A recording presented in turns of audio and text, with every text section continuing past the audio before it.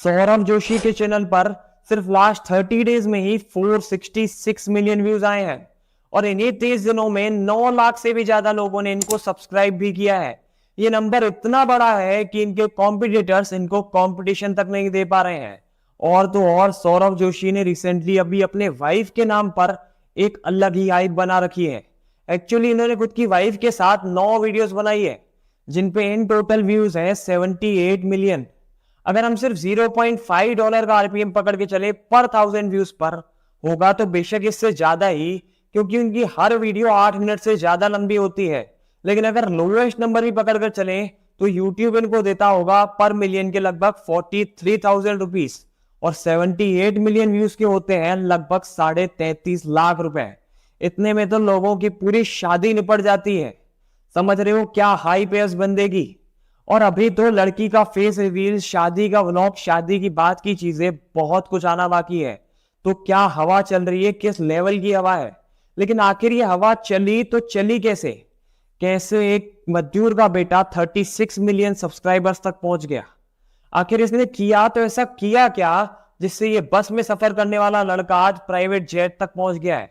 इसके लिए मैंने 6 दिन डिटेल में रिसर्च करके इसकी सक्सेस को डिकोड किया है, इसलिए बने रहना इस वीडियो में।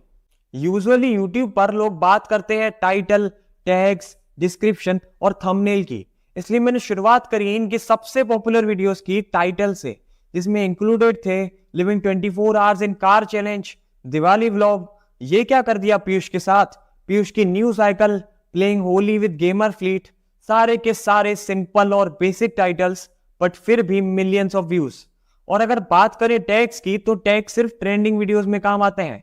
व्लॉगिंग वीडियोस में टैग्स का दूर दूर तक कोई लेना देना ही नहीं है। फिर मैंने इनके डिस्क्रिप्शन को रीड करना शुरू किया, लेकिन वहां पे भी मेरे को कोई वायरल चीज मिली नहीं, सिर्फ बेसिक इंफॉर्मेशन प्रोवाइडेड थी, कोई तड़क भड़क नहीं थी। और इसके बाद बात आती है सबसे मेजर फैक्टर थंबनेल की। लेकिन थंबनेल भी अगर आपने इनका गौर किया हो तो इसमें कोई खास टेक्स्ट इंक्लूडेड नहीं है, कोई क्लिकबेट नहीं है, कोई प्रोफेशनल एडिटिंग नहीं है, लेकिन फिर भी मिलियंस ऑफ व्यूज आते हैं। और इनकी वीडियोस में आपको कोई खास एडिटिंग भी देखने को नहीं मिलेगी। इसका मतलब ना रीजन है टाइटल, न टैग्स, न डिस्क्रिप्शन, न एडिटिंग और न थंबनेल। फिर मैं सोचने लगा कि आखिर रीजन है तो है क्या। फिर फाइनली मेरे दिमाग में एक थॉट आया और मैंने एक चीज नोटिस करी जो शायद आपने भी कभी ना कभी नोटिस जरूर की होगी, कि सौरभ जोशी के आने से पहले व्लॉगिंग का मतलब था कि आप कहीं पे घूमने गए और आपने वहां की क्लिप्स रिकॉर्ड करी और लोगों के साथ शेयर करी। लेकिन सौरभ जोशी के आने के बाद व्लॉगिंग का मतलब ही बदल चुका है। लोग इसके चैनल पर व्लॉगिंग देखने नहीं आते हैं, इस बंदे की लाइफस्टाइल देखने के लिए आते हैं। ये किसी की लाइफ में कोई वैल्यू ऐड नहीं करता है, फिर भी मिलियंस ऑफ लोग रोज इसकी डे टू डे एक्टिविटीज देखने के लिए इसके चैनल पर आते हैं। और यही मेन रीजन है इसकी सक्सेस का भी। इसने काम तो वही किया जो दूसरे लोग कर रहे थे, बस तरीका अलग था, इसलिए ये बंदा इतनी तेजी से ग्रो कर चुका है। लेकिन सिर्फ इतना ही नहीं, इसके अलावा 2 और मेजर रीजंस हैं जिसके चलते आज सौरभ जोशी इतना बड़ा नाम बन गया है। तो चलिए जल्दी से उन 2 रीजंस को भी फटाफट से कवर कर लेते हैं।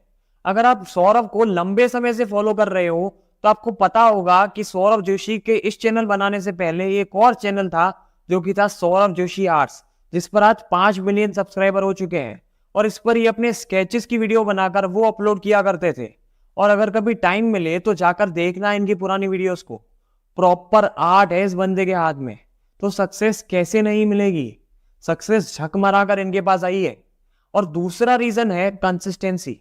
इस फैक्टर को भी कभी इग्नोर नहीं किया जा सकता है, क्योंकि इन्होंने अपने पहले चैनल पर 600 से ज्यादा वीडियोस अपलोड करी थी और ये अपने इस चैनल पर भी 2100 से ज्यादा वीडियोस डाल चुके हैं।